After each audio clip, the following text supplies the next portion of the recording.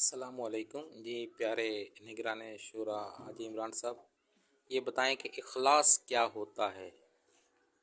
اخلاص ملتا ہے نا ایک مبلغ کو، ایک نگران کو، ایک ذمہ دار کو کہ میں اللہ کے لیے کر رہا ہوں، وہ کارکردگی سے ورا ہو کر کرتا ہے۔ جب یہ کیفیت ملتی ہے نا نگران ذمہ دار کو کہ میں اللہ کے پیارے حبیب لبیب صلی اللہ علیہ وسلم کی دکھیاری پیاری امت کے لیے کر رہا ہوں، یہ کارکردگی سے ورا ہو جاتا ہے۔ کارکردگی کے لیے کام نہیں کرتا، اس کا کام اس کی کارکردگی بنا رہا ہوتا ہے۔ اس لائن کو سمجھنے میں تھوڑی سی کوشش کر لیں آپ کہ ایک مخلص نگران، ایک مخلص مبلغ، ایک مخلص داعی الی الخیر یہ کارکردگی کے لیے کام نہیں کرتا، اس کا کام اس کی کارکردگی بنتا ہے۔ وہ فارم بھرنے کے لیے کام نہیں کرتا، وہ سافٹ ویئر اپڈیٹ کرنے کے لیے کام نہیں کرتا، وہ اپنی سیلری کو درست کرنے کے لیے کام نہیں کرتا، اس کا کام اس کا سافٹ ویئر اپڈیٹ کرتا ہے، اس کا کام اس کی کارکردگی بناتا ہے، اس کا کام اس کا فارم بھرتا ہے۔ وہ خاموشی سے کرتا ہے، چیختی اس کی کامیابی ہے۔ وہ کام خاموشی سے کرتا ہے، شور مچاتی اس کی کامیابی ہے۔ وہ کام خاموشی سے کرتا ہے، شور مچاتی اس کی کارکردگی ہے۔ آواز اس کی کارکردگی کی ہے، آواز اس کی اپنی نہیں ہوتی کہ اس نے اپنی آواز کے لیے کام کیا ہی نہ تھا، کام کیا ہی اس نے اپنے رب کی رضا کے لیے تھا۔ مخلص ساتوں پردوں میں چھپ کر عبادت کرتا ہے، اللہ پاک اس کی عبادت کو مخلوق میں ظاہر فرما دیتا ہے۔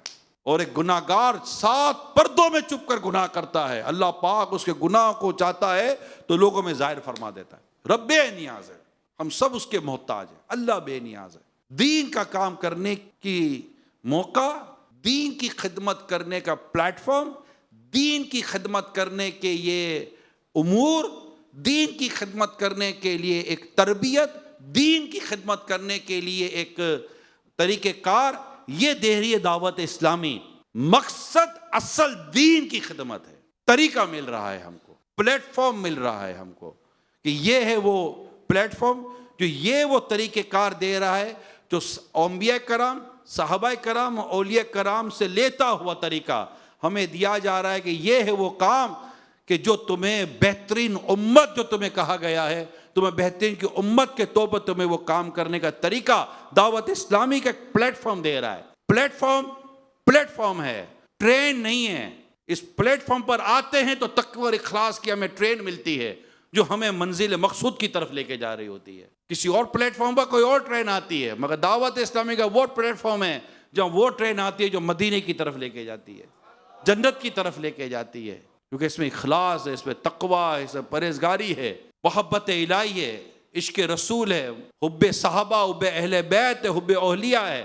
یہ وہ جگہ ہمیں دکھاتی ہے کہ جس کے بارے میں قرآن کہتا ہے کہ انعمت علیہم، اور وہ کون ہے جن پر انعام کیا گیا۔ یہ دعوت اسلامی ہمیں ان کے پیچھے چلاتی ہے کہ آؤ انعامی یافتہ لوگوں کے پیچھے چلو تو انشاءاللہ تمہیں بھی ان کے صدقے انعام مل جائے گا۔ اور انعام عشق رسول، دیدار الہی، اللہ کی رضا، مجھے اس کے لیے کرنا ہے۔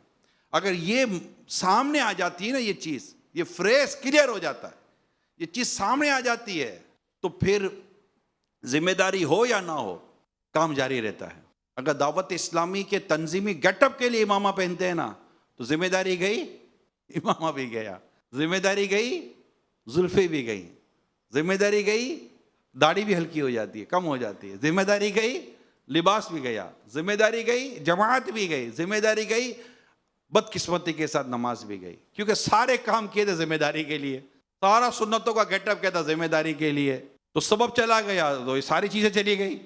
اور اگر وجہ تھی میرے رب کی رضا، امامہ پہنا تھا عشق رسول کے لیے، اتباع و اطاعت رسول کے لیے، زلفیں بھی اسی کے لیے، داڑھی بھی اسی کے لیے، لباس بھی اسی کے لیے، مسواک بھی اسی کے لیے، تو کچھ بھی چلا گیا مگر اللہ کی نعمت ہے، میرا عشق رسول سلامت ہے۔ اور میری یہ چیزیں عشق رسول کے بنیاد پر تھیں، میری نگرانی اور ذمہ داری کے بنیاد پر نہ تھیں کہ اس کے جاتے یہ چلا گیا۔